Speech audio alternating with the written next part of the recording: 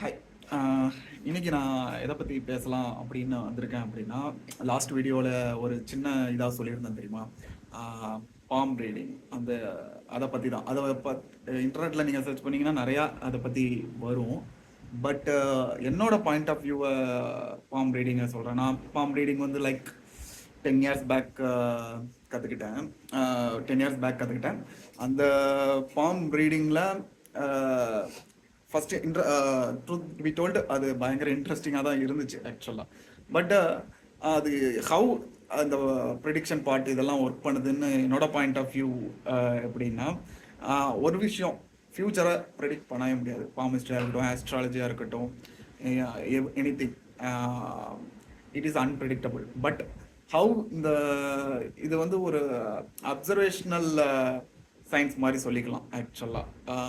அதாவது இதுக்கு முன்னால் இப்படி நடந்துச்சு, இந்த மாதிரி இருக்குது, இப்படி நடந்துச்சு, இதனால இப்படி நடக்கும் அப்படிங்கிறது தான் சொல்ல முடியுமே தவிர்த்து அதை it is kind of an weather report மாதிரி. நிறைய வெதர் பேட்டர்ன்ஸை நம்ம டேட்டா பேஸில் வைக்க வைக்க ஃப்யூச்சரில் அதே பேட்டர்ன் ரிப்பீட் ஆகும்போது ப்ரிடிக்ட் பண்ணுவாங்க மழை பெய்யும் அப்படிங்கிறது. ஆனால் மோஸ்ட் ஆஃப் த டைம் பெய்யாமல் கூட போகும் இல்லையா?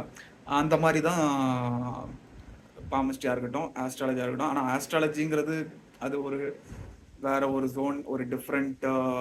அது ப்ரிடிக்ஷனுக்காகவே அது கண்டுபிடிக்கப்படலை. அது பர்டிகுலர்லி வெதர் ரிப்போர்ட்டுக்காகவே ஆஸ்ட்ராலஜியாக இருக்கட்டும், டெம்பிள்ஸாக இருக்கட்டும், மோஸ்ட்லி எவ்ரி திங் இஸ் பத்தி மூமெண்ட் வர்றதுக்கு முன்னால் வரைக்கும் அது வேற மாதிரி இருந்துச்சு ஆக்சுவலாக, for purpose of predicting the weather pattern especially.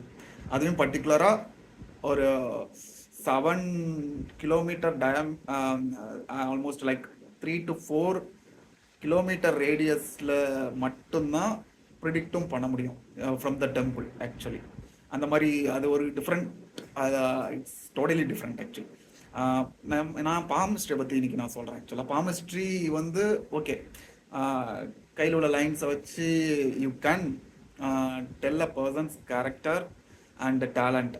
Okay, அதனால தான் இது வந்து கைண்ட் ஆஃப் ஜெனட்டிக்கல், அது ஜெனட்டிக்ஸில் வர்ற மாதிரி இருக்கும். ஃபார் எக்ஸாம்பிள் அப்பா பையன் இவங்களுக்கெல்லாம் ஒரே மாதிரி லைஃப் இருக்கிறதுக்கு அட்லீஸ்ட் கிராண்ட் ஃபாதர் அந்த பாயிண்ட் ஆஃப் வியூவாவது ஒரே மாதிரி இருக்குமே தவிர்த்து ரொம்ப டீவியேட் ஆகி இருக்காது ஆக்சுவலாக.